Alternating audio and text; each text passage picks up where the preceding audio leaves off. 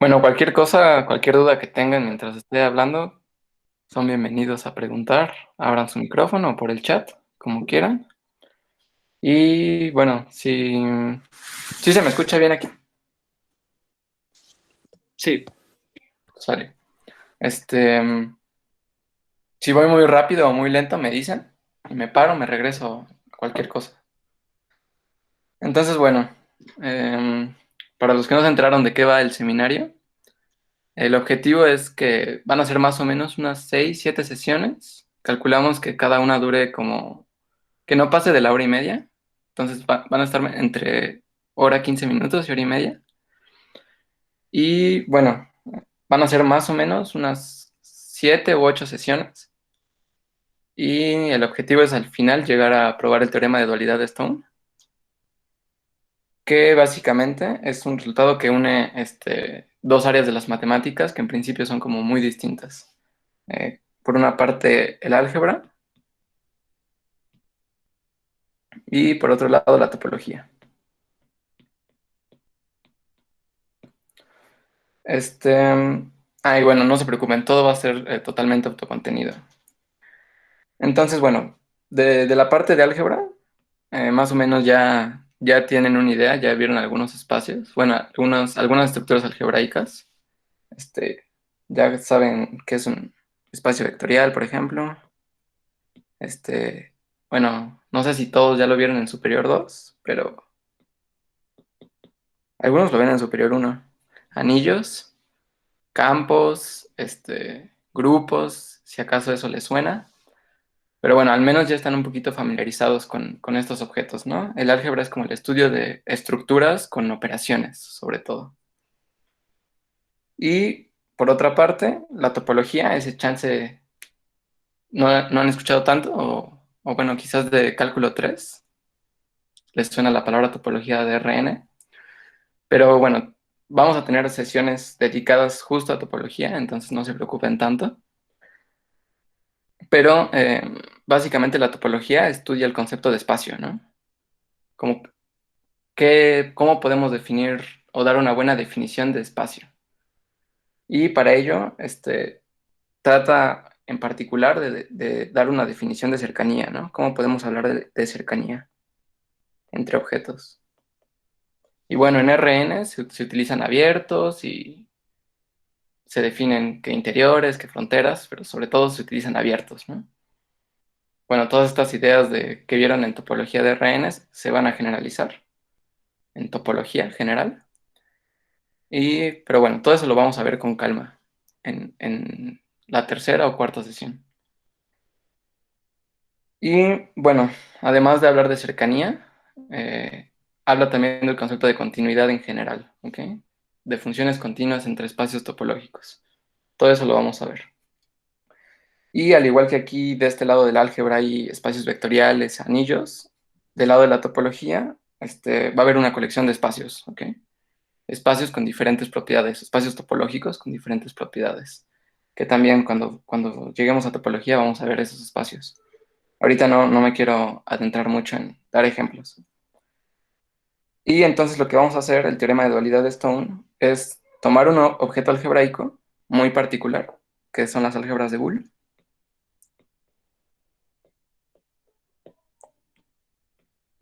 y tomar del otro lado un objeto puramente topológico, ¿no? Que son los espacios de Stone.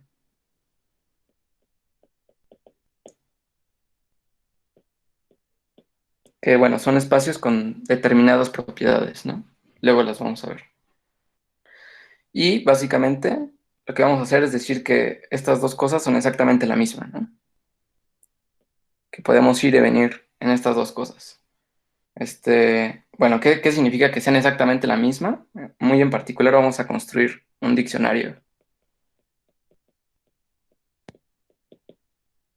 Un diccionario que me traduzca todo lo que está pasando en un álgebra de Boole a algo que está sucediendo en un espacio de Stone y viceversa. Y pues eso está muy chido porque básicamente, o sea, como que podemos ir y venir y traer las cosas de un lado, de la topología, al lado del álgebra, ¿no? Y viceversa. Entonces, si tenemos un problema sobre espacios de Stone, lo podemos traducir a un problema en álgebras de Boole.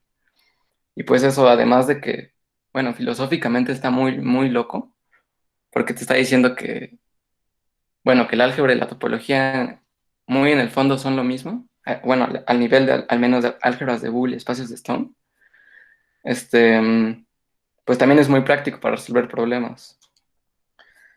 Y bueno, por ejemplo, una de las cosas que vamos a hacer es, a cada álgebra de Boole le vamos a asociar un espacio de Stone, al que vamos a llamar SDB, como el espacio de Stone asociado al álgebra de Boole.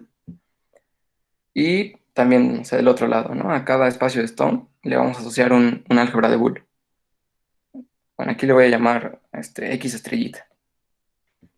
Y bueno, una de las cosas que va a suceder, por ejemplo, es que si nosotros partimos de un álgebra de Boole, cualquiera, B, y nos fijamos en S de B, en su espacio de Stone, bueno, este ya es un espacio Stone, ¿no? Entonces le podemos hacer estrellita, ¿no? Nos podemos fijar en el álgebra de Boole a la que le asociamos,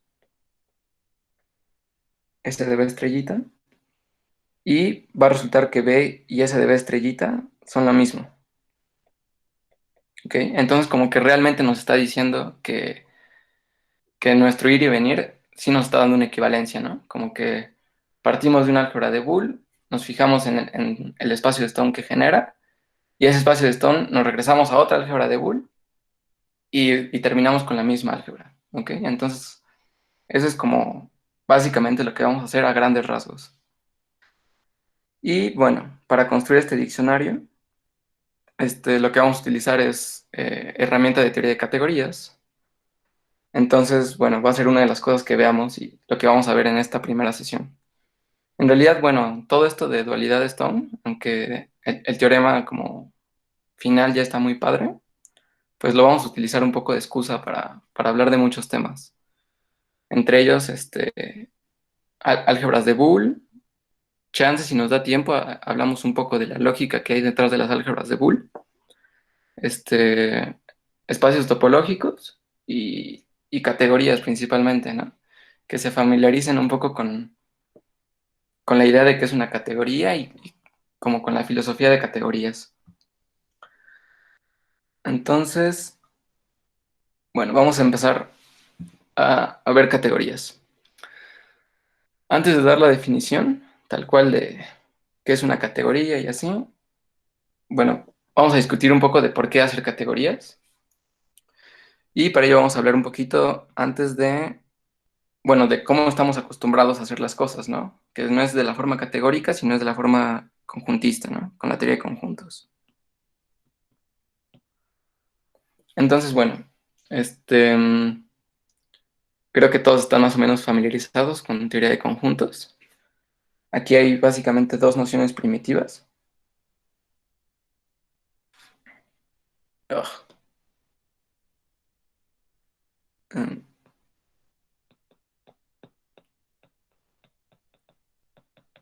Con nociones primitivas me refiero a nociones que no definimos, ¿no? Que damos por hecho que entendemos qué es lo que son, ¿no?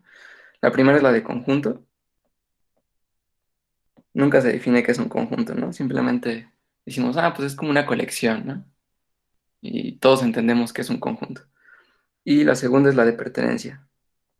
Nunca, nunca decimos qué significa que un conjunto pertenezca a otro. Entonces, estos son como dos cosas que nunca vamos a definir y esa es una de las cosas que va a cambiar teoría de categorías, que va a cambiar de nociones primitivas. Y bueno, también como la mayoría conoce la historia, pues por ahí del del siglo XIX, pues todo el mundo utilizaba conjuntos así, al ahí se va, ¿no? Nunca había no tenía una base axiomática ni nada. Hasta que llega la paradoja de Russell, hasta que llega Russell y pues viene a echar de cabeza casi toda la teoría de conjuntos que se conocía, ¿no? Junto con otro conjunto de paradojas. Russell viene a decir como de, oye, ¿qué está pasando aquí, no? Y pues de repente mucha gente se pone a las pilas y dice, no, ¿sabes qué? Tenemos que empezar a axiomatizar la teoría de conjuntos, ¿no? Porque si es como la base de todas las matemáticas que estamos haciendo, pues no es posible que esa base no sea sólida, ¿no? Entonces empieza un proceso de axiomatizaciones de conjuntos. Y esto, por cierto, bueno, una de las axiomatizaciones que más se conocen hoy y que más se usan es ZF, ¿ok? De Zermelo Fraenkel. Bueno, estos dos amigos, Zermelo y Fraenkel, dan un conjunto de 8 axiomas. Ay, eso era un 1. Puta madre. Bueno, 8 axiomas.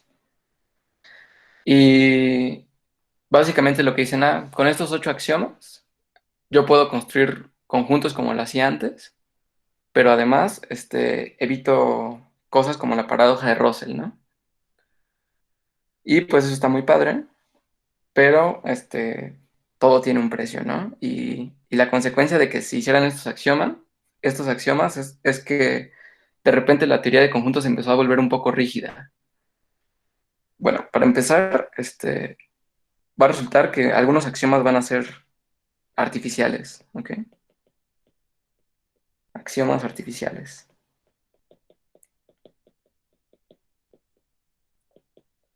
En particular, hay un axioma de ZF, que es el axioma de regularidad,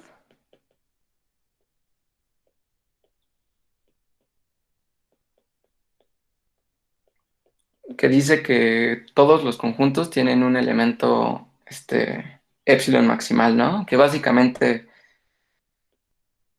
se resume en que evita que se den cosas de este estilo, ¿no?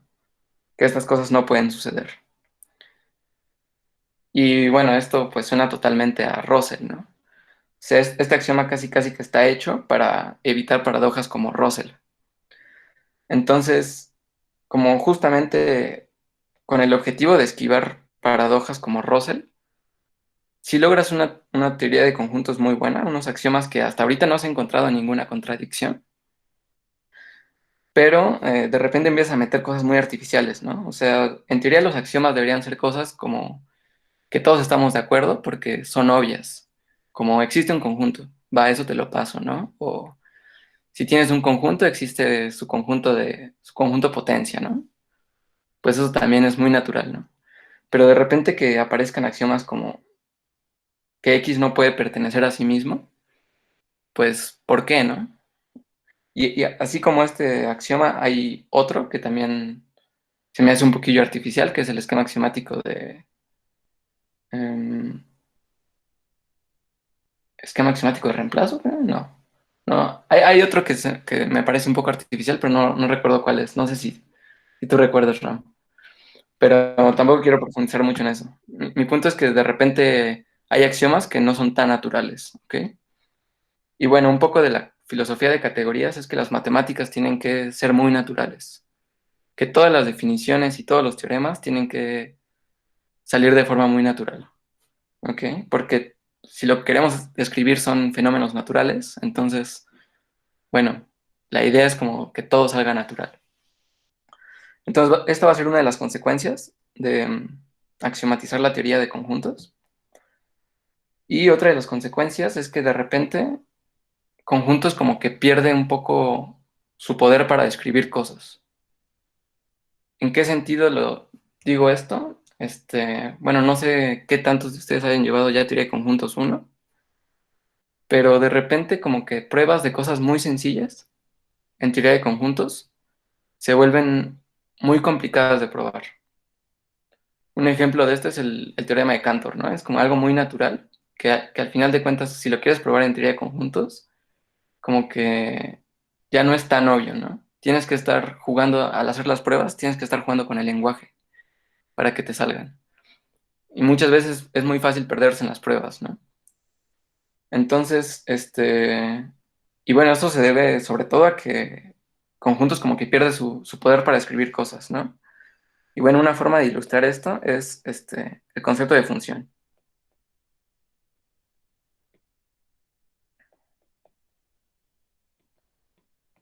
Bueno, como que el concepto de función lo tenemos como muy claro desde que somos medio niños, ¿no?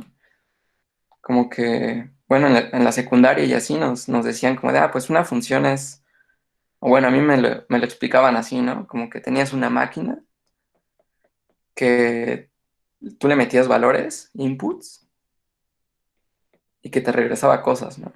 Outputs. Y pues esa idea era como muy clara, ¿no? Tú metes un valor y la función como que te calcula algo y te saca otro, ¿no? Y tú metes otro valor y te saca otro. Y pues esa idea está muy padre, ¿no? Y bueno, luego cuando pasas como a R2 y haces la gráfica de una función, eso también como que te ilustra muy bien lo que es una función. Pero bueno, si te pones a pensar bien como qué sucede en conjuntos con el concepto de función, para empezar, en conjuntos todo es un conjunto, ¿no? Incluyendo una función. Una función también resulta ser un conjunto. Y para llegar al concepto de función en conjuntos, lo que tienes que hacer es, primero definir qué es una pareja ordenada, ¿no?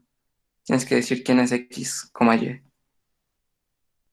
¿no? Esto lo tienes que hacer totalmente con conjuntos, ¿no? Creo que es algo así. Corríjanme si está mal, ¿ok? Pero, bueno, de entrada tienes que hacer eso, que no es tan natural. Después tienes que definir el producto cartesiano, ¿no? Que es el conjunto de todos estos. Una vez que tienes eso, tienes que definir relación. Este, y también, o sea, el concepto primitivo de relación, pues no es totalmente conjuntista, ¿no? O sea, por ejemplo, un orden que resulta ser una relación, para un niño es muy claro que es un orden, ¿no? Cuando le enseñan los números naturales. Pero de repente resulta que un orden también es un conjunto, ¿no? Y que es un conjunto de parejas ordenadas. Entonces como que de repente se empieza a perder la idea original de lo que era un orden, ¿no? Con tal de formalizar el concepto de orden. Y una vez que tenemos la definición de relación conjuntista, bueno, una función es un tipo específico de relación, ¿no? Con ciertas propiedades. Entonces, pues nuestra idea como inicial de función se deformó a que una función f resultara ser como un conjunto de parejas ordenadas, ¿no? Entonces, pues eso como que otra vez perdió un poquito el concepto, como que se desvió un poco y tanto lo perdió que en realidad nosotros nunca utilizamos esto, ¿no? O sea, a la hora de hacer cuentas, a la hora de trabajar las funciones de cálculo, de álgebra lineal, pues pensamos en las funciones tal cual, ¿no? Una función de R2 en R2 te imaginas un puntito y que va a caer a otro lado, ¿no? Nunca lo pensamos como un conjunto así, porque no es práctico y no es natural, ¿no? Entonces, bueno, lo que va a ser categorías es, vamos a quitar como noción primitiva la de pertenencia y vamos a cambiarla por la noción de función. O bueno, más que función, algo incluso más general que es el concepto de flecha, ¿ok? Entonces voy a escribir eso.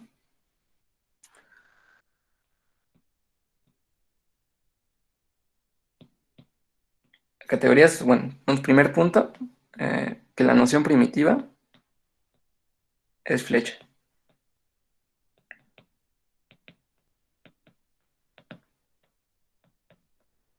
Bueno, le voy a poner función, pero ahorita me van a entender a qué me refiero con flecha.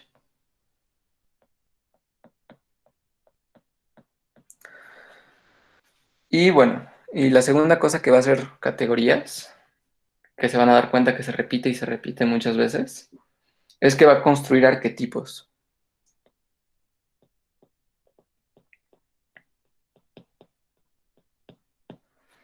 ¿A qué me refiero con esto de arquetipos? En álgebra lineal, por ejemplo, ustedes empiezan con, bueno, observan a Rn, ¿no? Dicen como, Rn es como una buena noción de espacio. Tenemos vectores, tenemos operaciones entre los vectores, multiplicación escalar. Está muy padre el concepto. Dejen muevo esto. Entonces quiero generalizar la idea de vectores, ¿no? Déjenlo borro. ¿Quieren generalizar la idea de Rn? Y para ello dan la definición de espacio vectorial. ¿Ok? Y una vez que tienen la noción de espacio vectorial, esta noción de espacio vectorial va a ser el arquetipo.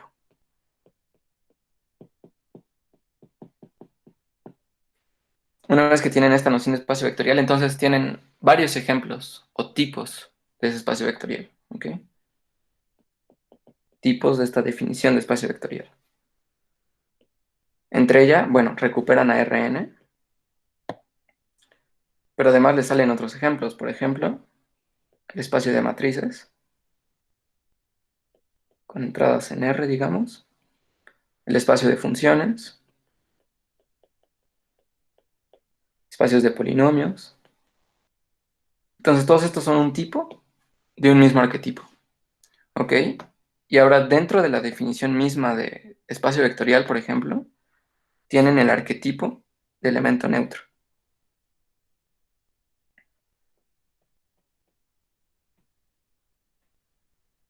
Y sus tipos, o sea, como que va a reencarnar el tipo de elemento neutro en diferentes tipos, ¿no? En Rn, por ejemplo, le llamamos el vector cero. En el espacio de matrices, pues es la matriz cero. Aquí es la función constante cero, etcétera, ¿no? Y entonces esto es como lo que va a hacer constantemente categorías, ¿no? Construir arquetipos para decir, todos estos como tipos son en realidad un caso particular de una cosa mucho más general, ¿no? Que es el arquetipo. Y solo que, bueno, aquí como que es un poquito más obvio, ¿no? El cero, la matriz de puros ceros, la función constante cero, pues todas se parecen. Pero resulta que en categorías como que cosas que aparentemente no tienen nada que ver, son un mismo tipo para un solo arquetipo. ¿Ok? Al rato vamos a ver unos ejemplos de eso para que sea un poquito más claro.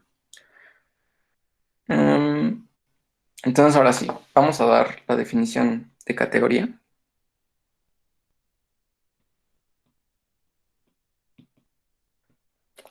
Entonces, una categoría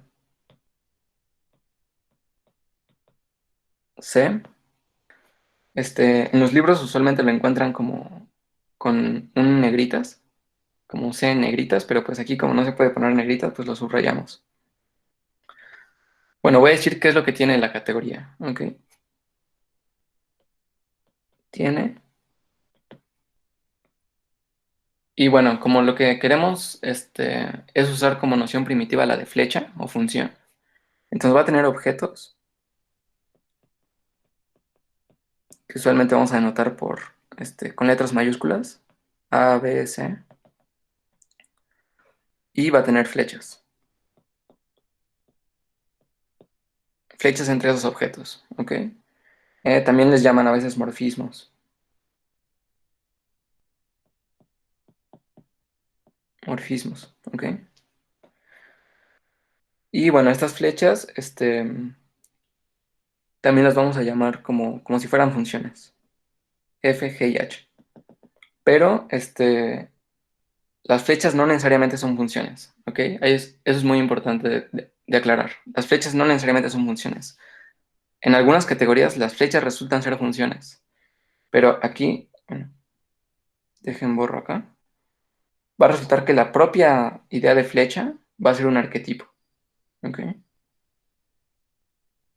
O sea, desde la definición empiezan a surgir arquetipos. Ojo, flecha es un arquetipo.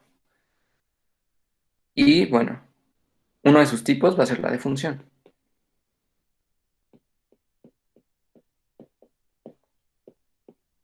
Ahorita vamos a ver qué otras cosas puede ser una flecha, ¿no? Entonces, flechas, que vamos a llamar F, G y H. Y estas flechas, bueno, no queremos que las flechas estén ahí sueltas, ¿no? Como que queremos que partan de un objeto y que terminen en otro objeto, ¿no? Entonces, a estos objetos pues, les vamos a llamar dominio y codominio, para que coincida como cuando las flechas pues, sí resulten ser funciones, pues va a coincidir la noción de dominio y codominio, ¿no? pero no necesariamente es una función, ¿no? Entonces, a cada f le asociamos dos objetos. Asociamos dos objetos de la categoría, dos objetos, y les vamos a llamar a esos objetos dominio de f y codominio de f, ¿no?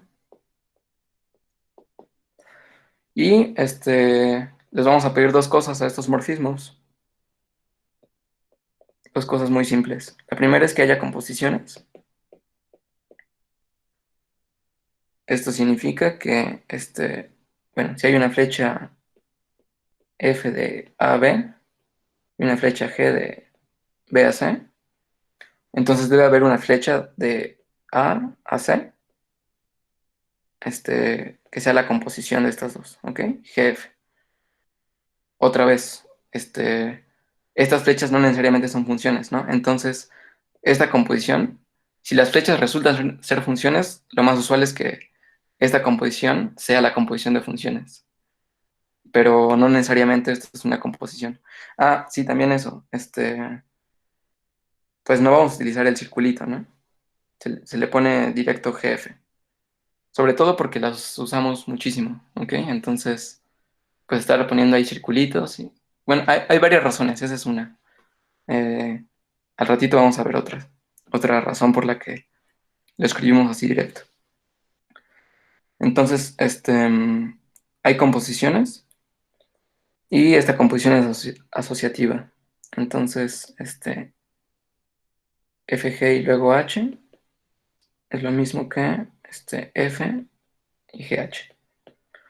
Entonces, cuando las flechas sean funciones, esta cosa va a ser trivial, ¿no? Porque la composición de funciones es asociativa. Y la segunda cosa que le vamos a pedir a las flechas es que haya identidades.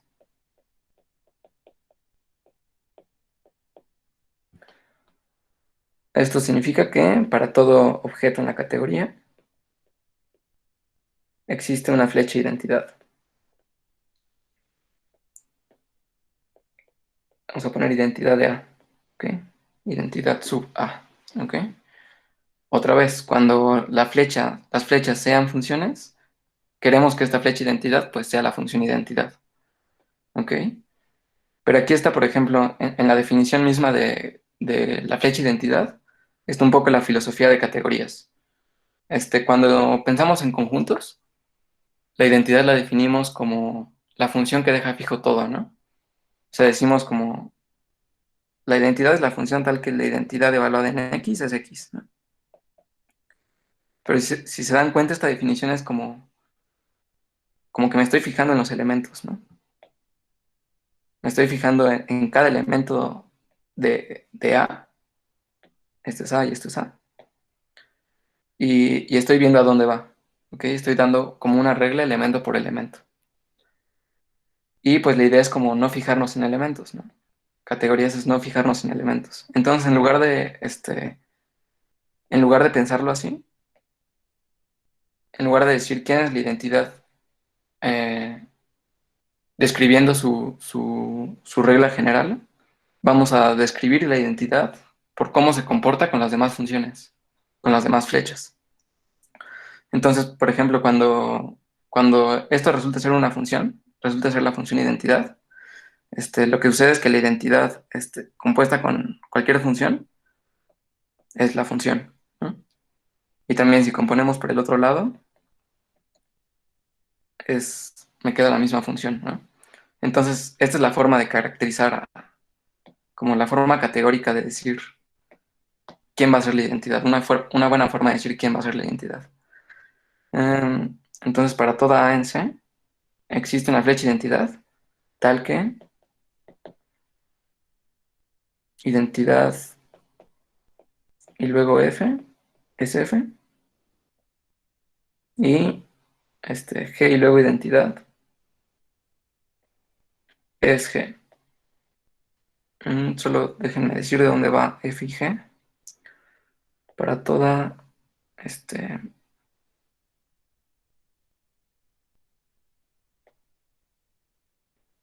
A ver, ¿dónde va? Este es G y este es F, ¿no? Y de BA es F. Sí. Ok, hasta acá todo va bien.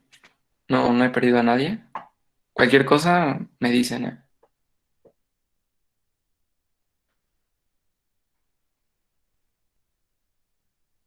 ¿Todo va claro?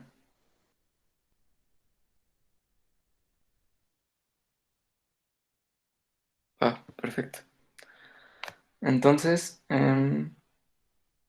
bueno, aquí es un buen momento para poner nuestro primer diagrama conmutativo. Los diagramas conmutativos es como herramienta básica de categorías que vamos a utilizar mucho, precisamente porque vamos a usar muchas flechas. Entonces, vamos a escribir esta definición con, con diagramas conmutativos.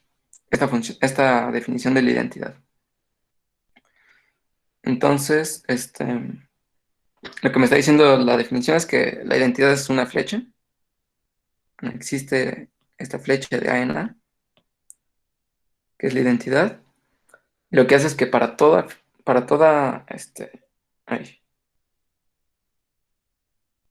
voy a tomar primero la de F. Mm, Aquí está. Toda F de BA,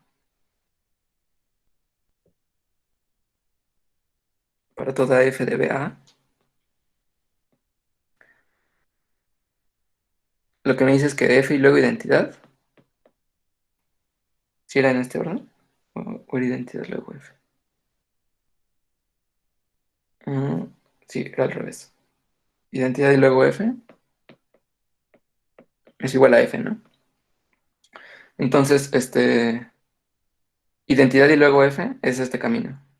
Digo, perdón, F y luego identidad es este camino. F y luego identidad. Y aquí es F, ¿no? Me puedo ir de B a A de dos formas. Yéndome primero con F y luego con identidad, o yéndome directo con F, ¿no?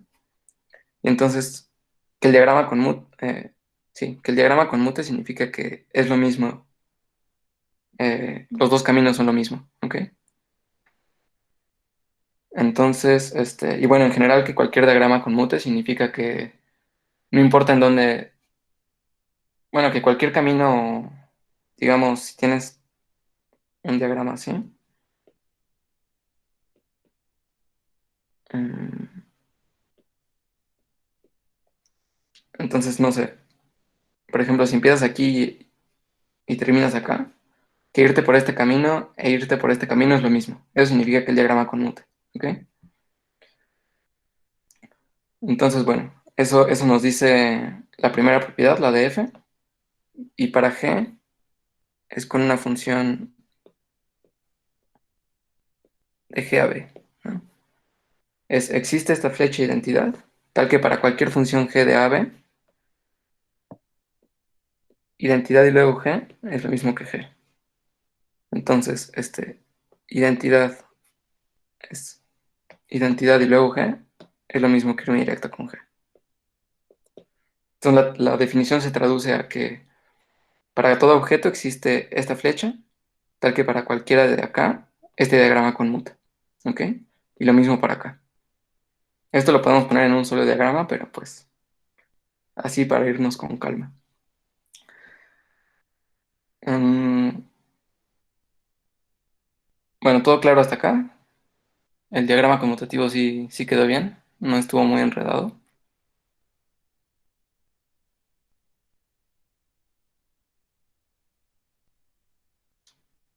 Ok,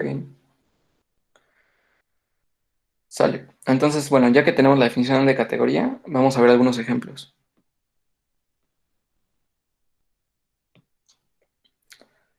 Aquí voy a decir la categoría. Este, Voy a dar el objeto, los objetos que tiene. Y Ah, sí, no, los objetos pueden ser cualquier cosa. De hecho, ahorita vamos a ver en los ejemplos que los objetos pueden ser muy, muy variados. ¿Ok? Y acá morfismos. Entonces, pues la más simple, como ya se imaginarán, es conjuntos. Bueno, en conjuntos los objetos, pues como es natural, son conjuntos. Y vamos a escoger de morfismos, funciones. ¿Ok? Entonces, la composición de funciones, pues es la composición usual. eh, y para cada objeto está su función identidad, ¿no? Entonces, todo bien con conjuntos. Un segundo ejemplo son espacios vectoriales sobre un campo, ¿ok? Sobre un campo fijo, Kavek, ¿ok? Los objetos aquí van a ser espacios vectoriales sobre K espacios vectoriales. Y los morfismos son, bueno, igual podemos escoger funciones, ¿no? Si queremos, podemos escoger funciones. Pero aquí como que el chiste va a ser escoger transformaciones que nos preserven la estructura de los objetos que tenemos en cuestión, ¿no? Entonces, bueno, en álgebra lineal se ve que esas transformaciones que preservan la estructura de espacio vectorial se llaman transformaciones lineales, ¿no?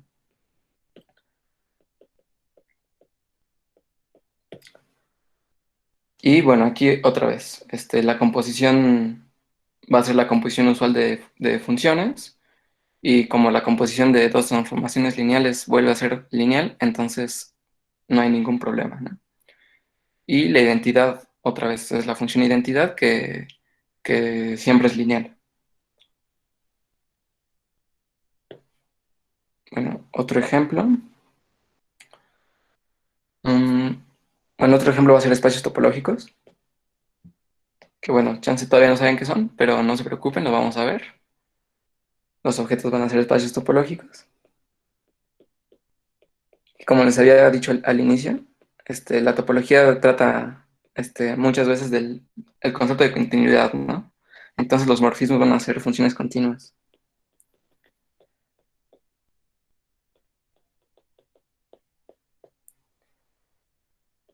Y otra vez, composición de funciones continuas va a ser continua, entonces la composición está bien definida, este, y la identidad de un espacio en otro siempre va a ser continua.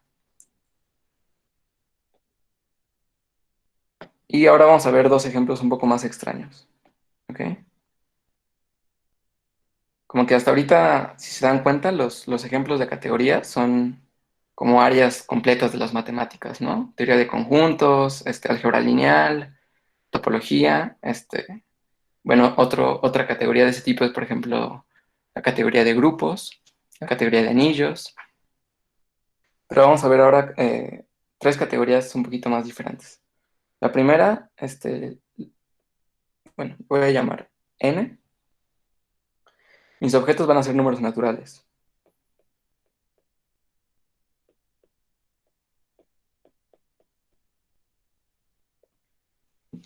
¿ok? Números naturales.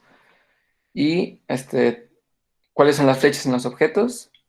Voy a decir que hay una flecha bueno, supongamos que M y N son naturales. Entonces voy a decir que hay una flecha de M a N. Sí, solo sí. M es menor o igual que N. ¿Ok? Entonces, entre cualesquiera dos objetos va a haber siempre una flecha, ¿no? El menor número natural va a tener una flecha al mayor. Y, bueno, aquí vamos a ver, voy a poner en otra página. ¿Qué onda con la composición aquí? Bueno, igual si hay una flecha de M a N y una flecha de N a P, significa que M es menor o igual que N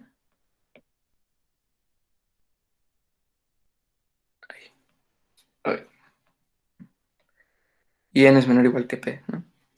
Y por lo tanto va a haber una flecha de M a P, ¿no? Entonces, pues la composición también no va a haber ningún problema, ¿no? Voy a definir la composición de estas dos como esta única flecha. Y también va a haber identidades sin ningún problema porque M siempre es menor o igual a sí mismo, ¿no? Entonces esta va a ser como la flecha identidad de cada objeto en sí mismo. ¿Ok? Y entonces, sí quedó bien esta categoría. No está muy raro. Aquí los objetos como que bajamos un poco de nivel, ¿no? Son objetos como muy, muy pequeños.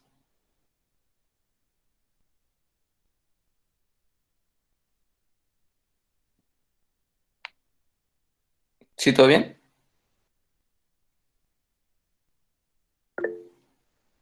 Sale. Ok, ahora vamos a darle otra categoría a los mismos números naturales, ¿ok?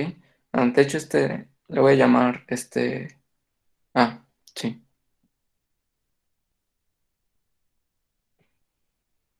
¿Cuál es la pregunta?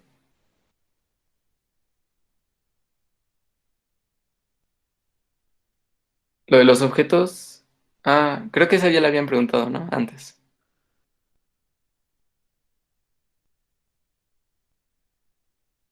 Bueno, voy a seguir. Le voy a llamar, sí, no hay problema. Lo voy a llamar como n suborden, ¿no?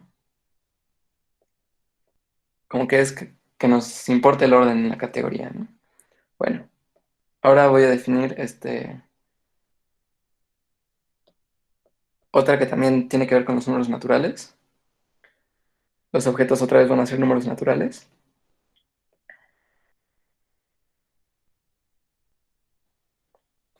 Pero ahora voy a decir que hay una flecha de M a N. Sí, solo sí. M divide a N. ¿Ok? Entonces otra vez vamos a checar que todo funciona bien aquí. Voy a borrar esto. Entonces, aquí la convolución también está bien definida, sin problemas, porque si M divide a N y N divide a P, entonces M va a dividir a P, ¿no? Entonces esto es como que si hay una flecha de M a N y una flecha de N a P, entonces hay una flecha de M a P. Entonces eso está perfecto y las identidades también no hay ningún problema porque cada número se divide a sí mismo, ¿no? Entonces esta va a ser la flecha identidad de cada objeto, de cada natural, ¿ok? Y bueno, vamos a darle una última, un último ejemplo de categoría.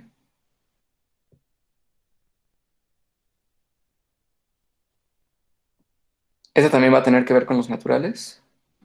Eh, bueno, pongo aquí categoría, morfismos, objetos y flechas.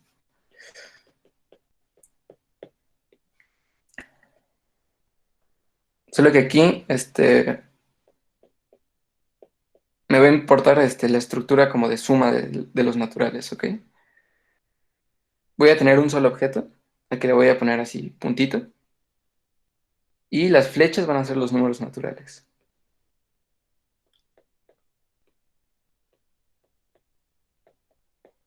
Entonces, a ver, ¿cómo está eso? Dejen borro acá. Entonces, acuérdense que, bueno, tengo un solo punto como objeto, y como las flechas siempre tienen que tener un dominio y un codominio, pues entonces no hay de otra, ¿no? Dominio y codominio tienen que ser el punto. Entonces, cada número natural, los números naturales los voy a pensar como flechas, ¿ok? Entonces, por ejemplo, aquí está el uno, luego el 2, el 3, etcétera, ¿no? Todos los naturales están ahí, son flechas al mismo punto. ¿Y cómo voy a definir la composición? Este, bueno, si tenemos como, aquí está la flecha uno, aquí está la flecha 2. Entonces la composición de estas dos flechas, como uno compuesto con 2, va a ser 3, ¿ok? Los voy a sumar. Uno más 2, que es 3, que es otra flecha, ¿ok? Entonces como que, acuérdense que la composición era como, si tú tienes una flecha de A a B, y de BAC. Entonces la composición de estas dos flechas tiene que volver a ser una flecha de AC, ¿no? Entonces aquí pues estamos haciendo exactamente lo mismo, ¿no? Tenemos una flecha de puntito a puntito, otra flecha de puntito a puntito. Entonces tengo que definir la composición como una flecha de puntito a puntito, ¿no? Y pues 3 es una flecha de puntito a puntito, ¿no?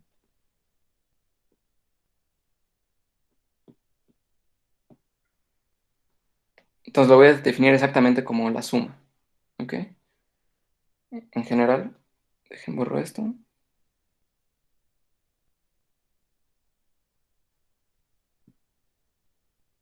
Mm, pues casi casi.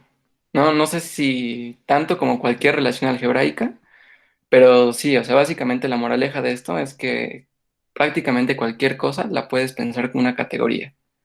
Y además la puedes pensar como de un buen de formas distintas, ¿ok? Pero sí, eso está muy padre. ¿Qué cosa lo hace de manera arbitraria?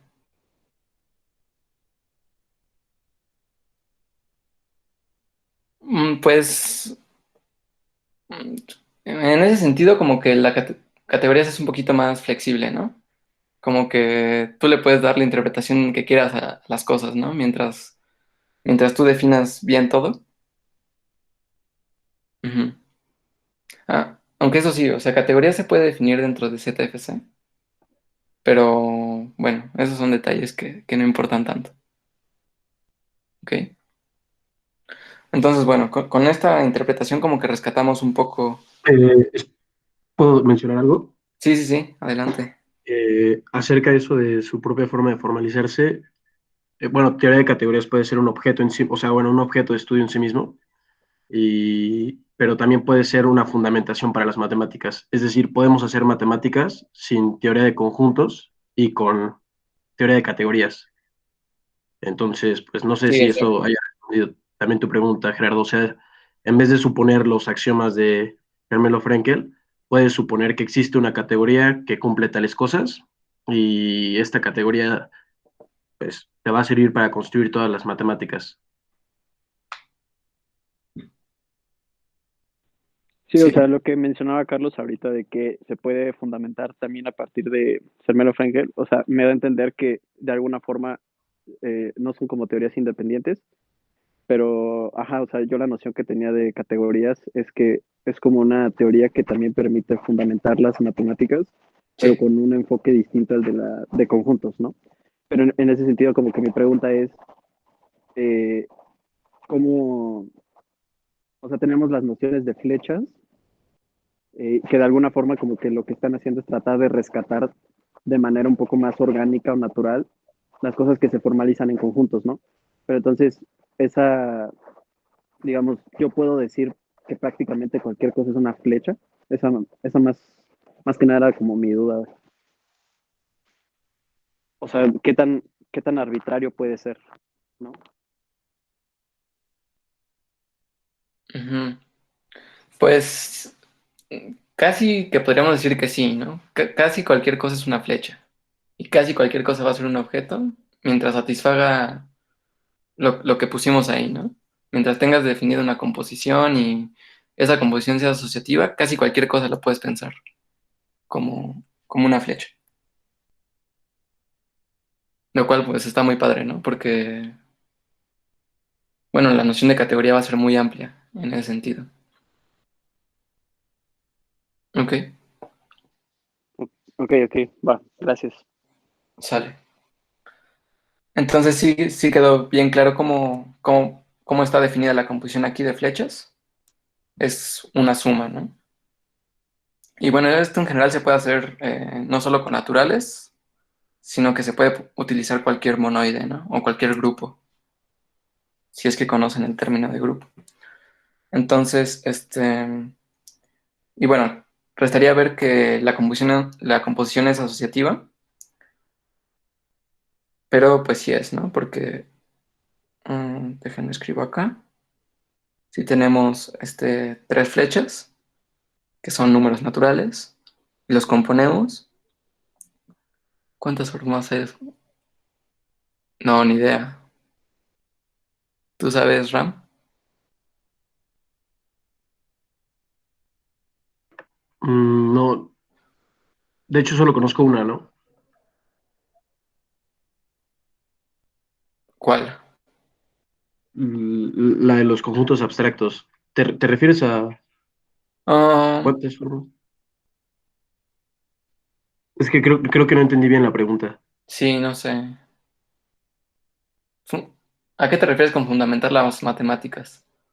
Hacer teoría de conjuntos, pues básicamente en cualquier topos se va a poder hacer teoría de conjuntos, ¿no?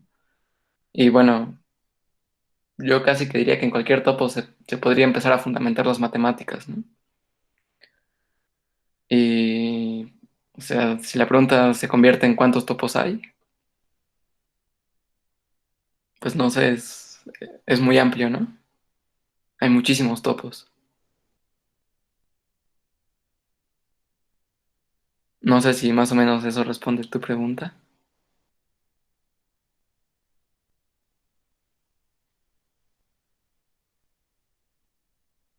Ah, ok.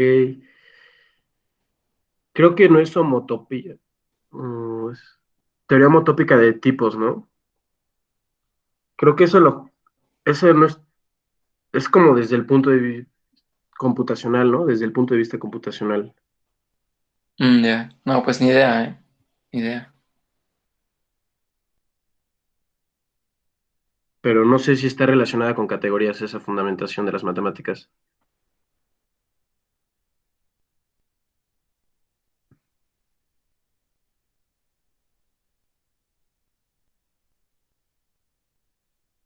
Sí, yo también creo que, bueno, me suena que sí, pero no, ni idea.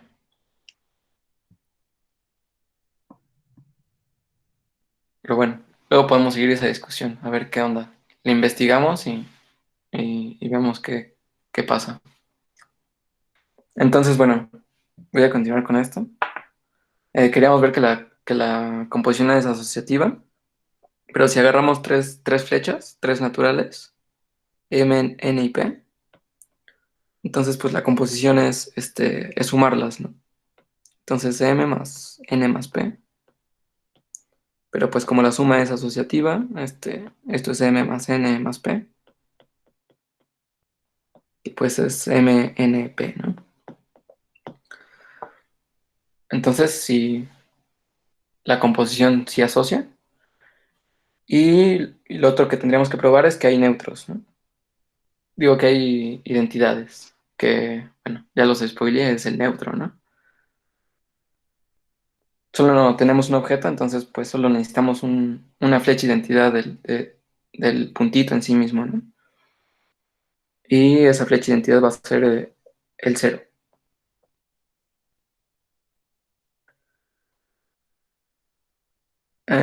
Y bueno, para ver que si es esta la identidad, pues hay que ver que compuesta con cualquier otra flecha, te da la flecha. Pero pues esto es porque m compuesta con cero, pues es m más cero, que es m, ¿no? Y lo mismo del otro lado. Entonces, pues ahí tenemos una categoría un poquito más abstracta, que captura como la suma o la estructura algebraica de los naturales, ¿no? Em, entonces, bueno, vamos a concentrarnos un poco en conjuntos. Al inicio, cuando empezamos a hablar de teoría de conjuntos, les dije como que categoría trataba de cambiar la noción primitiva de pertenencia, de elementos en general, ¿no? Por la noción de flecha. Entonces, pues vamos a ver cómo rescata la noción de elementos, la teoría de categorías, cómo trata de hablar de elementos. Entonces, en conjuntos, consideren el, el conjunto con un solo punto, ¿ok? Es un asterisco raro. Y bueno, consideren una flecha de este conjunto a, a otro conjunto A, ¿ok? Entonces, bueno, conjuntistamente, lo que está haciendo este, esta función, si aquí tenemos a A y tiene sus elementos, pues lo que es, no sé, una función arbitraria del conjunto de un punto A, lo que hace es, escoge un punto, ¿no? Como que este punto te lo manda acá, o a cualquier otro punto de A, ¿no? Entonces, como que está escogiendo un punto de A, ¿ok? Y bueno, bueno, antes de eso, nada más rápido de notación. Si yo tengo una categoría C, con amarillo no. Si tengo una categoría C y tenemos objetos A y B, al conjunto de flechas de entre A y B le vamos a anotar así, ¿ok? C de C entre paréntesis A, B, ¿ok? Otra forma que lo pueden encontrar es como OM sub C de A, B, ¿ok? Este es el conjunto de flechas. Conjunto de flechas.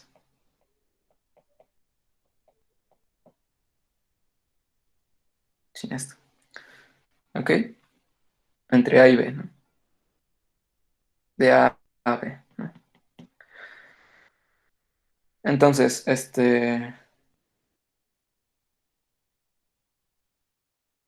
¿quién es o qué tamaño tiene el conjunto de flechas en conjuntos? Bueno, yo pues, sobre todo vamos a utilizar un poco más esta, es como un poquito más corta. Entonces, en conjuntos, ¿qué tamaño tiene cuántas flechas hay del unitario a un conjunto A, el que sea? Es pregunta. ¿Cuántas flechas hay, cuántas funciones hay de este unitario a A?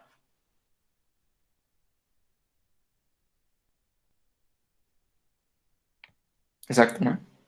La cardinalidad de A, ¿no? Entonces hay tantos elementos como flechas del unitario A, ¿no? Entonces, básicamente lo que nos está diciendo es que cada una de estas flechas está hablando de un elemento de A, ¿no? Como que podemos ponerlas en biyección, las flechas del unitario a A. Este, bueno, a este monito le vamos a llamar uno. Entonces, bueno, ya que tenemos esa intuición, a cada flecha,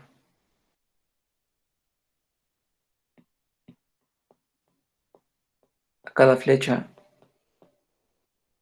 de uno a A, le llamamos un elemento global.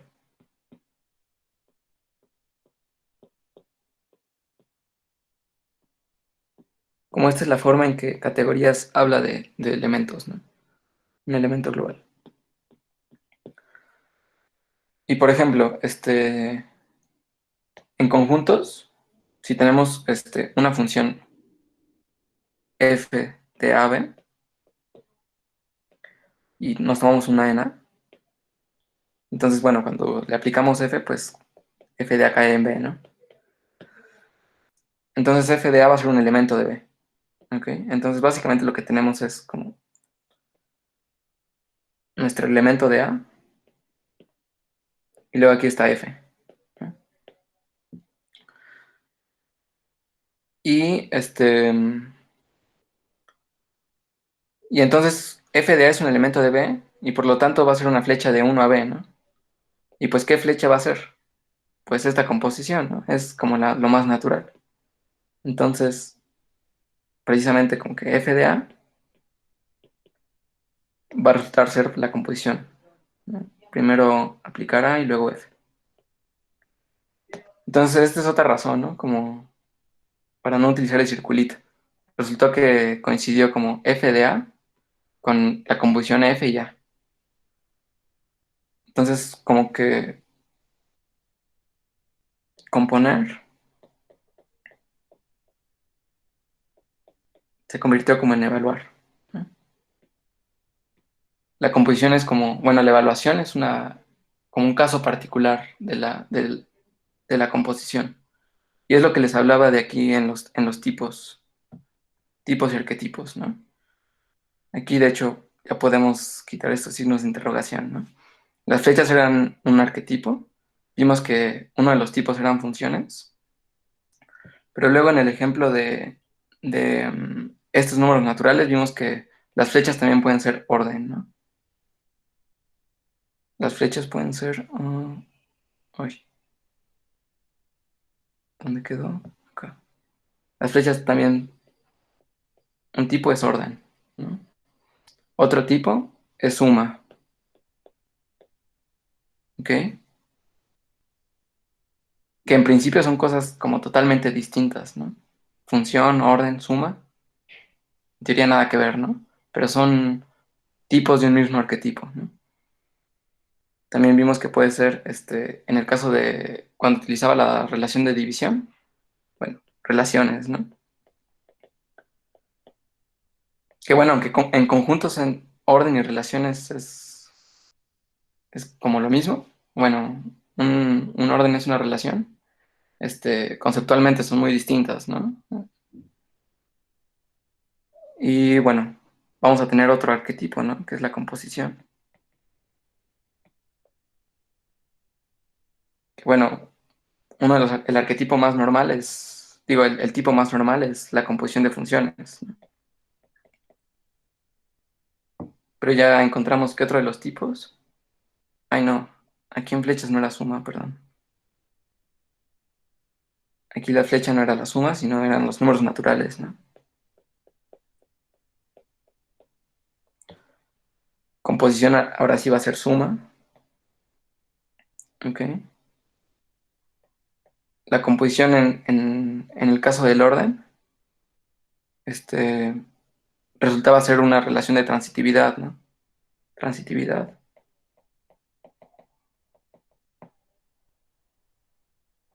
Ya vimos que la composición también es evaluación, ¿no? Entonces aquí es lo que les decía, ¿no?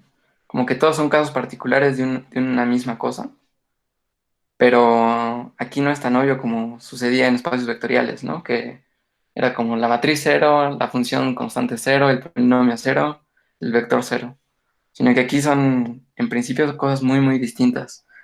Componer funciones, sumar, la transitividad, evaluar, ¿no?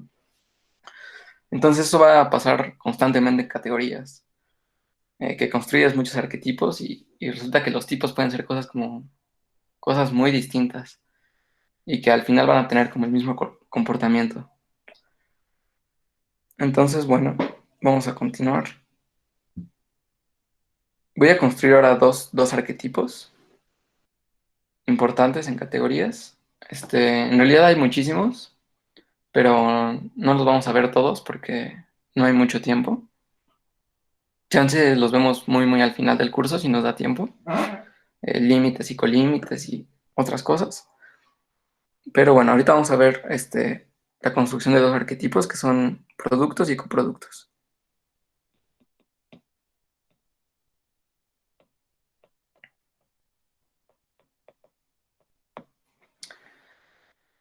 Entonces, bueno, se hace una categoría. Voy a definir qué es el producto primero. Una categoría. Y ahí veo objetos en C. Voy a definir su producto, otra vez, ¿no? En conjuntos decimos, para decir quién es por ejemplo, el producto cartesiano, digo quiénes son los elementos, ¿no? Pero aquí voy a decir cómo se relacionan con otros objetos de la categoría. Entonces, aquí tenemos a, aquí tenemos a B, y el producto de A y B es un objeto que vamos a anotar A cruz B, que le manda flechas a B, le manda flechas a A, y para todo objeto C, que también le mande flechas a C, digo a A y a B, va a haber una única flecha de C a cruz B, tal que hace conmutar a estos dos triangulitos. ¿Ok? Otra vez, que los haga conmutar significa que ir aquí, bueno, de C a cruz B y luego a B es lo mismo que ir de C a B. Y que ir por acá es lo mismo que irme por acá. ¿Ok? Entonces, bueno, en conjuntos vamos a ver quién es. este producto. Y bueno, como es de esperarse, pues el producto va a resultar ser el producto, ¿no? El producto cartesiano, normal. Entonces, si tenemos dos conjuntos A y B, es que no quiero reescribir exactamente lo mismo. Bueno, sí. A cruz B, X y B, ¿no? ¿Quiénes van a ser estas flechas?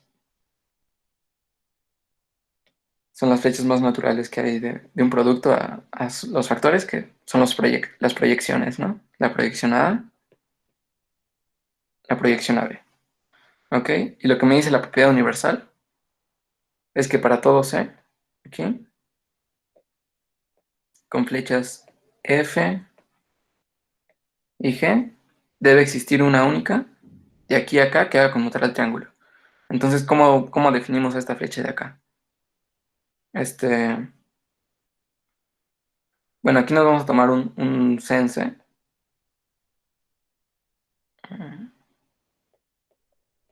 Y tenemos que decir a qué elemento de A cruz B lo mandamos, ¿no? Pero bueno, si C está en C, entonces como F va de C a A, entonces F de C está en A. Y análogamente G de C va a estar en B, ¿no? Entonces, pues, ¿qué elemento de A cruz B me tomo? Pues a la pareja ordenada F de C, G de C, ¿no? Entonces esta va a ser como la definición de la función que me va a servir. Digamos que la H, ¿ok? Entonces H de C igual a la pareja F de C, G de C. ¿Ok? Y bueno, nada más restaría ver que si hace conmutar a los dos triángulos. Entonces, bueno, lo que usualmente se hace es que se toma un elemento arbitrario aquí y se va rastreando a lo largo del diagrama. ¿Ok? Entonces nos tomamos un C aquí. Si lo subimos por la definición de H, pues me va a dar la pareja ordenada, ¿no? F de C, G de C. Uy, no me va a caber. Este,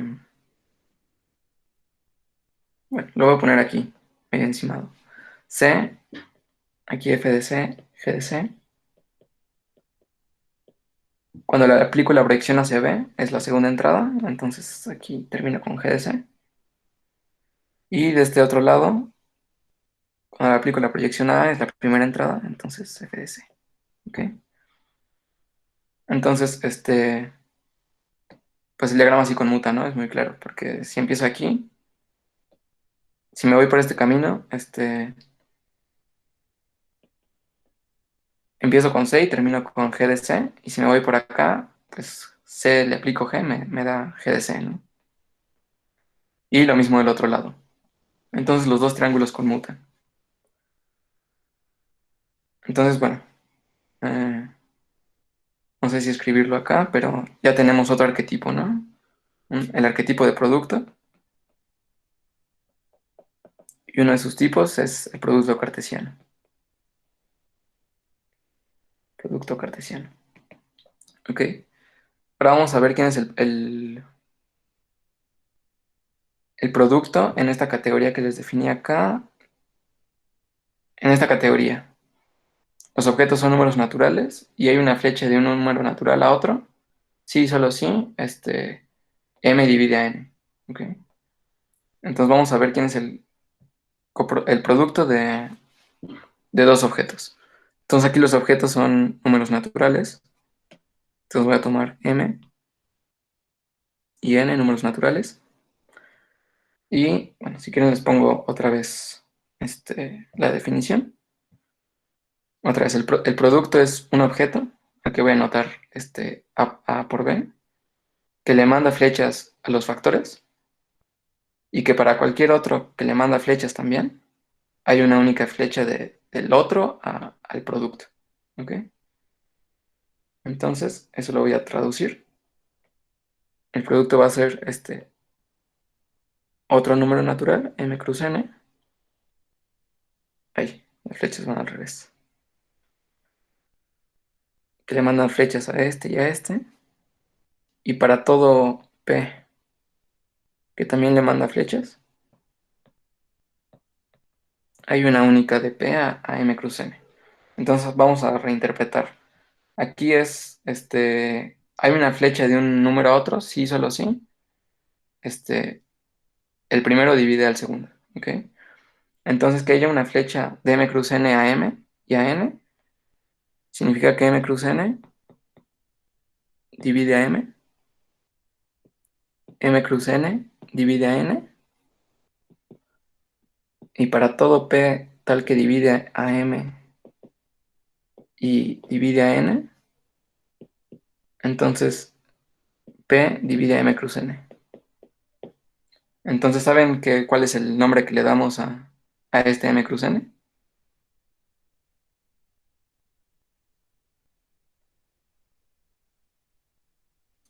¿Alguna idea de quién es?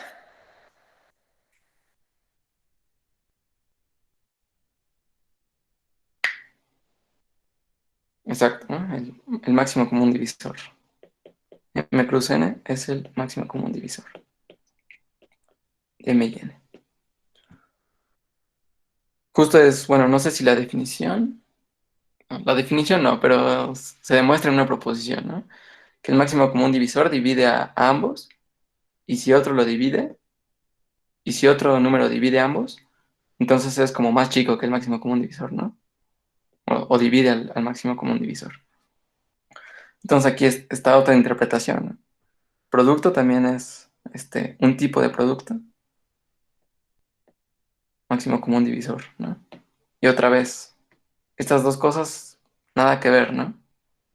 Entonces, pues no sé, es como la magia, la magia de categorías.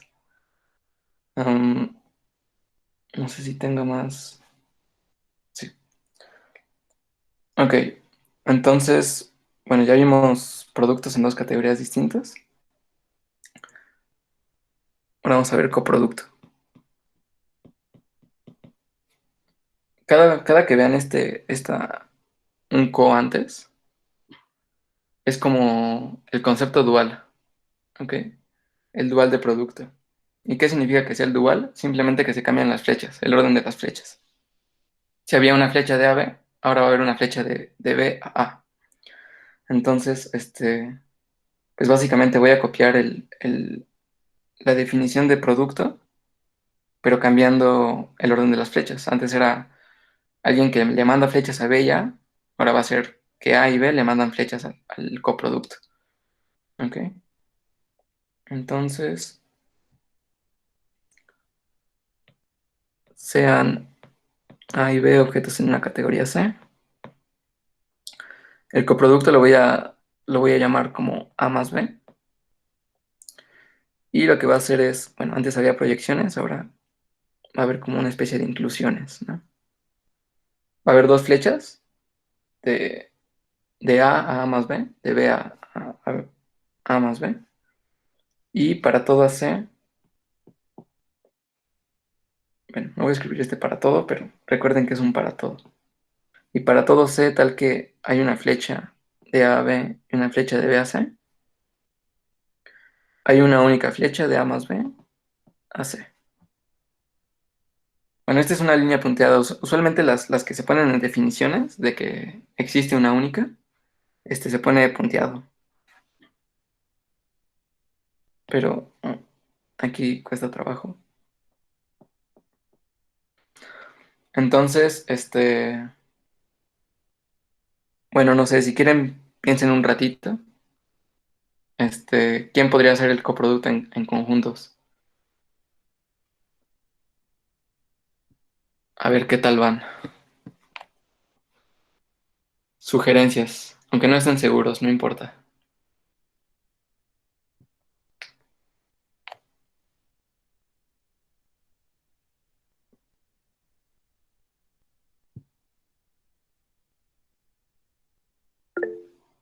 La unión.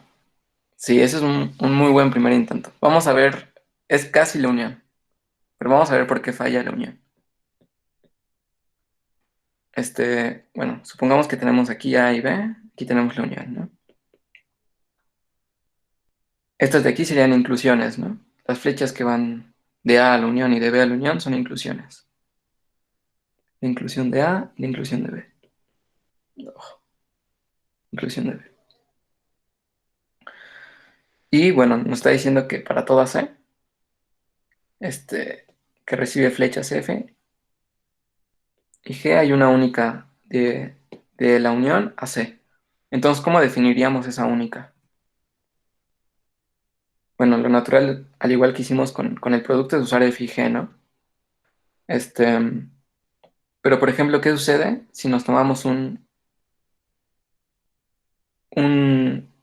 X en la unión,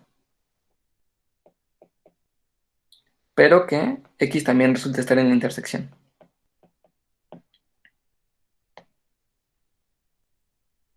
El problema es, bueno, si X solo estuviera en B, entonces está en B, pero no está en A. Entonces está muy fácil, ¿no? Porque este, a este lo mando a G de X, ¿no? Porque X está en B. Igual, si X solo estuviera en A, pero no en B, pues al X lo mando a F de X. Pero el problema es, ¿qué pasa si X está en ambos? Si X está en la intersección B, entonces X va a estar aquí y X va a estar acá. ¿A quién lo mandaría? ¿Con F o con G? ¿No? Entonces, ese es el problema de usar la unión, pero es casi la unión. En lugar de la unión vamos a usar la unión disjunta. No sé si todos están familiarizados con el concepto de unión disjunta. Díganme, si no, para hacer el paréntesis súper rápido. ¿No? Ok. A ver, rápido. Mm, ¿Es la unión menos la intersección? No, no. La unión disjunta es, bueno, supónganse que tenemos, así, un ejemplo muy burdo, ¿no? A 1 2 y B1 2 3, ¿no? Este, entonces, si los unimos como normalmente, lo que obtenemos es, 1 2 3, ¿no? Como que los elementos que se repiten en ambos, este, se quedan como uno mismo, ¿no? En la unión, digamos.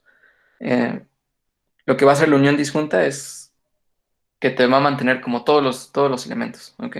Como que A unión disjunta con B te va a mantener todos los de A, como 1 2, y además te va a mantener a los de B, ¿no? Como 1 2 3.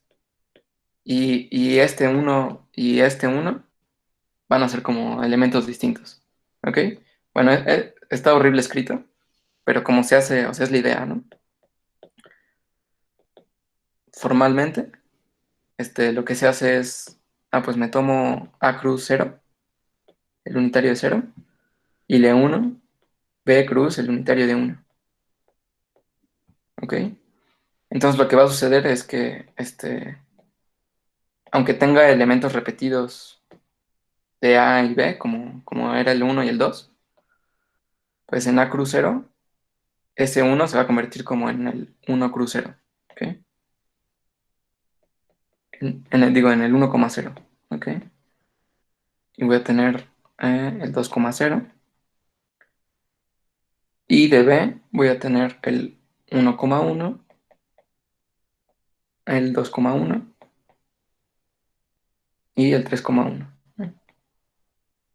Entonces, pues este uno y este uno en realidad eran como el mismo, pero con este truquito como que los pusimos de forma distinta, ¿no? Como si fueran dos elementos distintos.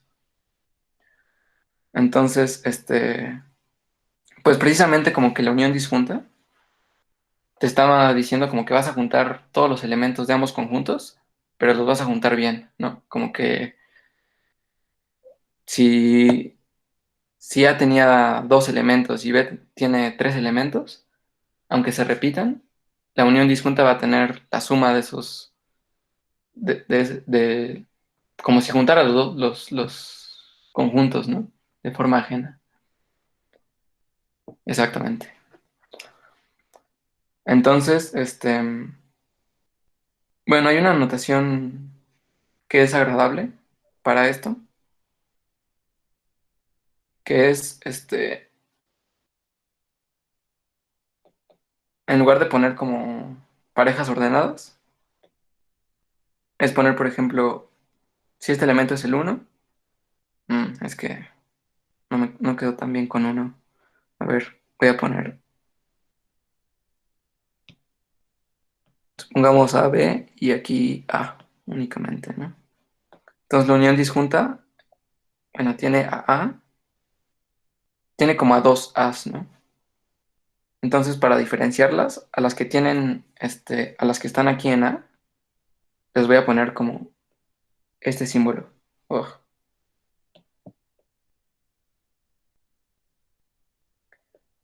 como A cruz, como una cruz, un por encerrado, ¿ok? Que es de producto tensorial. Lo que pasa es que el coproducto va a resultar ser un producto tensorial en algunas categorías. P crucero y, y a los que están en B les pongo A cruz uno. Um,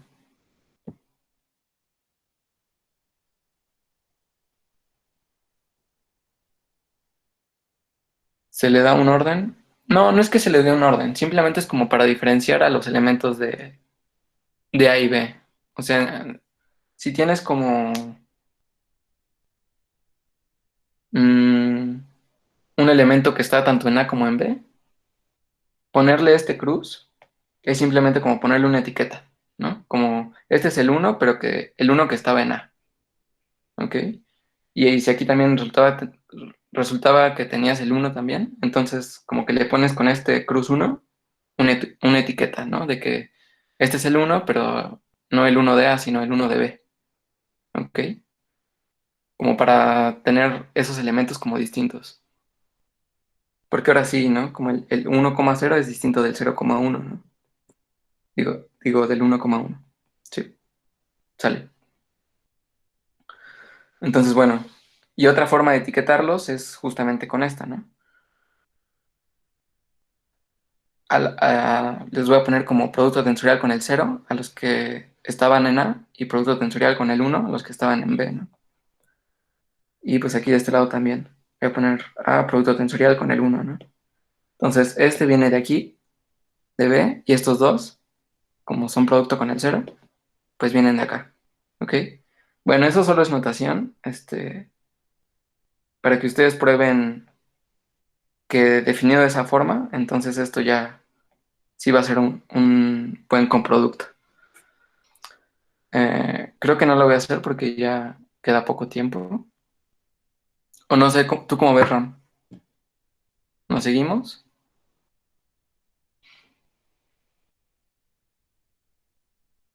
No sé cómo se sientan ellos, Ok. ¿Cómo pero yo va? sí creo que ya es bastante. Sí, ¿no? O sea, podría definir ya Funtor y sería lo último.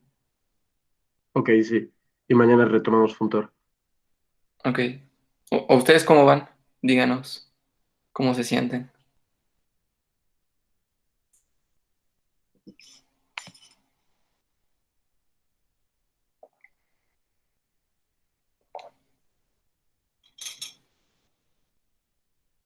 Ok.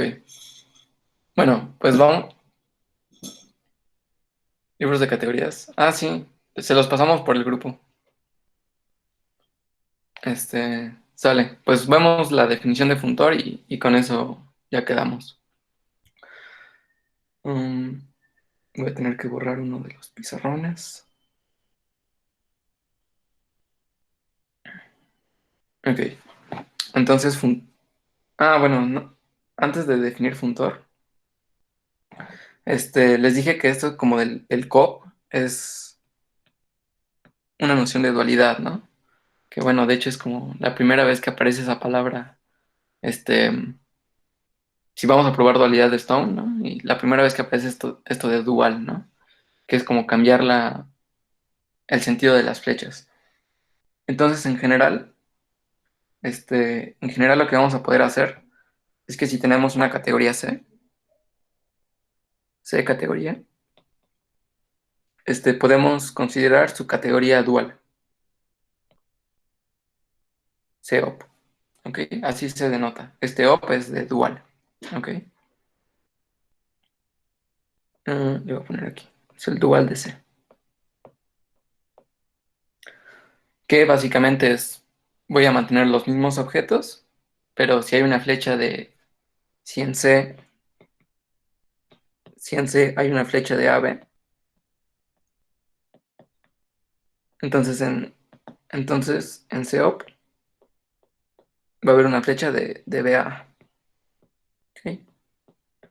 O sea, básicamente solo es cambiar el sentido de las flechas y me quedo con los mismos objetos. Entonces, bueno, lo que va a suceder es que si tengo un producto en C, entonces este va a resultar ser el coproducto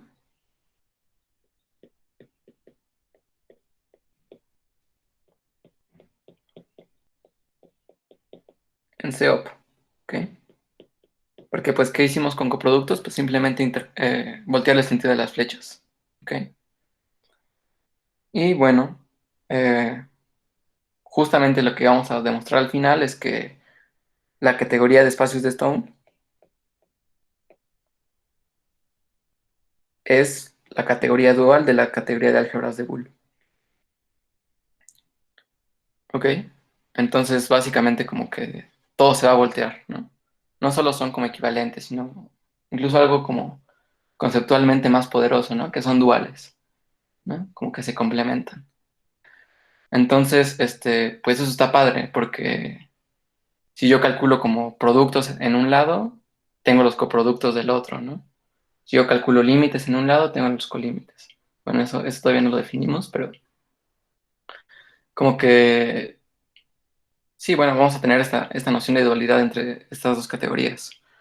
Y, y eso también está bien porque en muchas ocasiones un dual es como más sencillo, ¿ok? Calcular límites en un lado es más fácil que calcular los colímites. O calcular coproductos va a ser más fácil que productos. O igualadores más fácil que coigualadores. Entonces, pues eso va a ser de mucha ayuda. Entonces, bueno, ahora sí, funtores.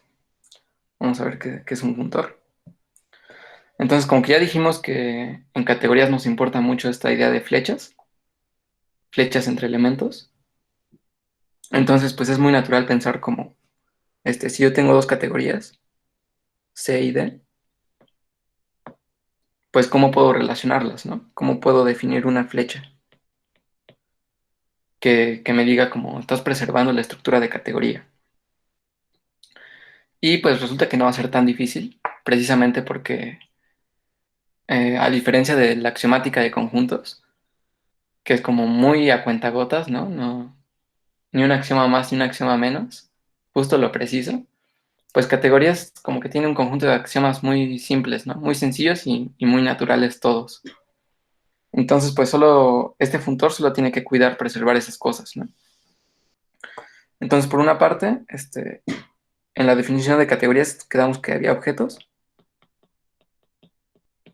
Entonces, F tiene que mandar objetos de C en objetos de D. Y por otro lado hay flechas. Entonces, el funtor también me tiene que asociar flechas de C a flechas de D.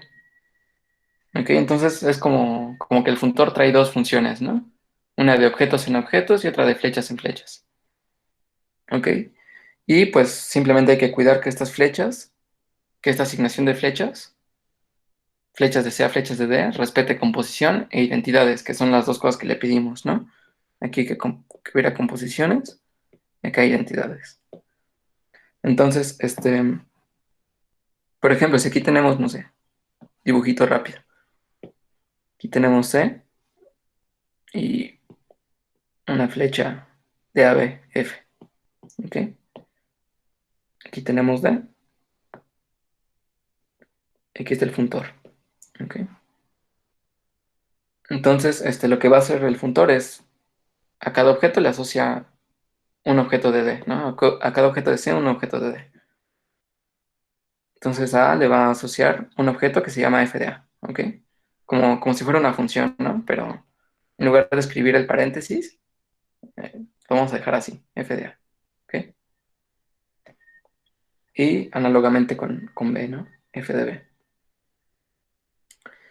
Y a esta flecha también le va a mandar una flecha que le vamos a llamar f de f, ¿ok?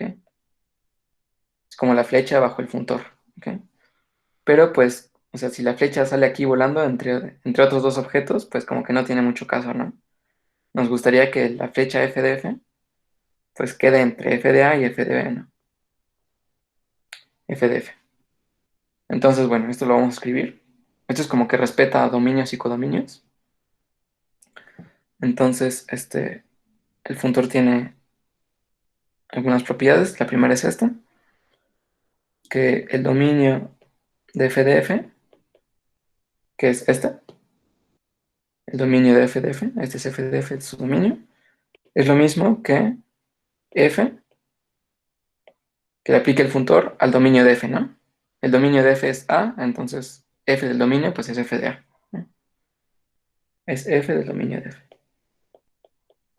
Análogamente con codominios, ¿no?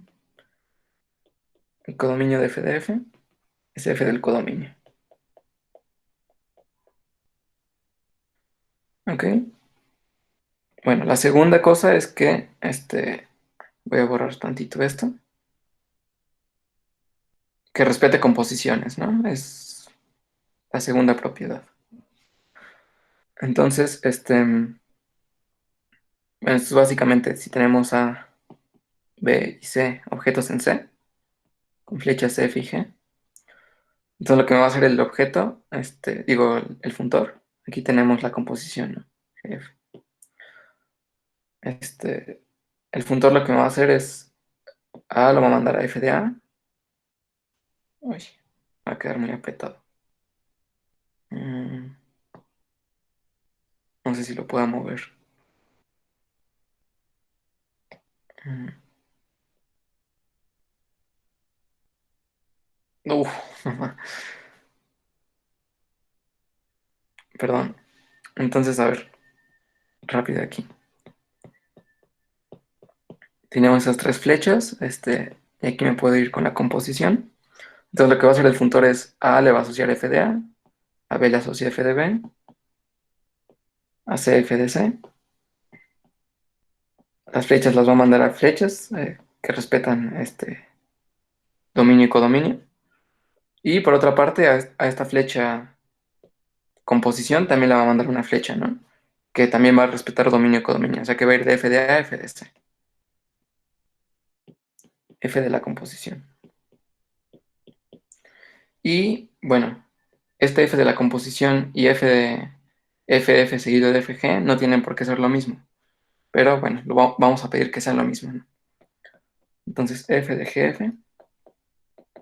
va a ser F de F, F de G. Siempre que, bueno, esto tenga sentido, ¿no? Siempre que tengamos flechas de este tipo, ¿no? Y la tercera es que preserve identidades. Bueno, esto es muy natural, ¿no? O sea, si tenemos una flecha de A en sí misma, digo, tenemos la flecha identidad. Entonces, pues si nos fijamos en f de a, queremos que la identidad de acá, f de la identidad, pues sí resulte ser la identidad en la categoría D, ¿no? De f de a f de a. Entonces, f de la identidad en A es igual a la identidad del objeto f de a, ¿no? Identidad de f a. ¿Ok? Entonces, esas son las únicas tres condiciones que le pedimos a los funtores. Y con eso como que ya estamos dando una función, sí, una función de una categoría en otra, ¿no? Que preserve estructura, una flecha, mejor dicho. Una flecha que preserve estructura. Y bueno, como que ya tenemos categorías, ya tenemos flechas entre categorías, entonces pues sería muy natural pensar en la categoría de categorías, ¿no? Mm, sea una categoría donde los objetos sean categorías y los morfismos sean funtores, que son las flechas que preservan la estructura de las categorías, ¿no? Entonces, bueno, a veces se trabaja y es útil trabajar en esta categoría de categorías. Nada más habría que verificar que podemos componer funtores y, y que hay funtores identidad, ¿no? Sería lo único que hay que ver, pero bueno, creo que ya nos pasamos un poquito. Eso lo podemos ver la próxima vez, iniciando luego. Y pues creo que sería todo por hoy. No sé, cualquier duda que tengan.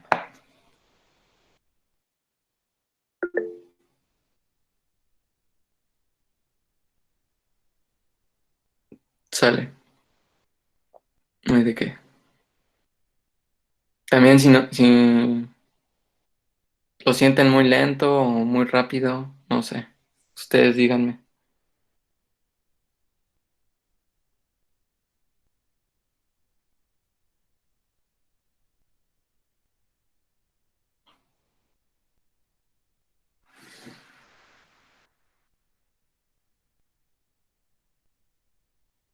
Ah, sí. Bueno, no lo estamos sacando de ningún libro, pero ahorita les pongo algunos libros que les pueden ayudar. Eh, la próxima sesión, lo más probable es que mañana, ¿no, Ram? Sí, mañana a las 4. Vamos a repetir rápidamente lo de hoy y vamos a empezar así de lleno con álgebras Boole. Ajá. No sé si alguna cosa, algún concepto no quedó muy claro, díganos para repetirlo mañana, así aunque sea súper rápido.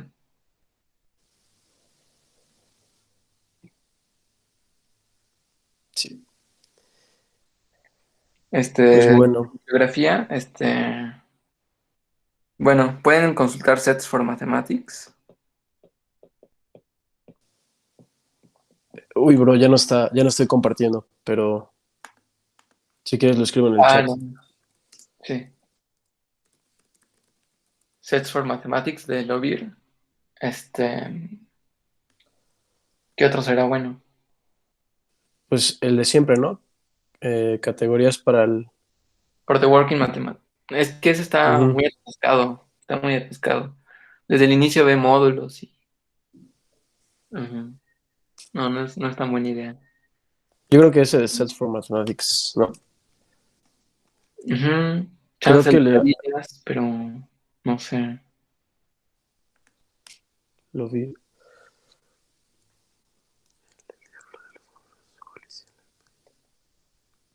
Yo no había escuchado de esos, pero bueno, ahí Slap escribió unos.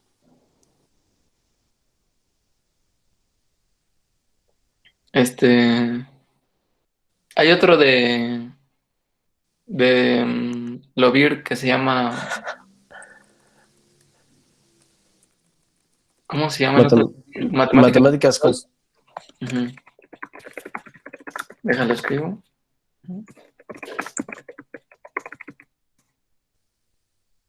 En conjuntos hay un axioma. Ah, bueno, no sé. ¿Dejamos de grabar? O... Sí, ya. Ok. Sí, ya de...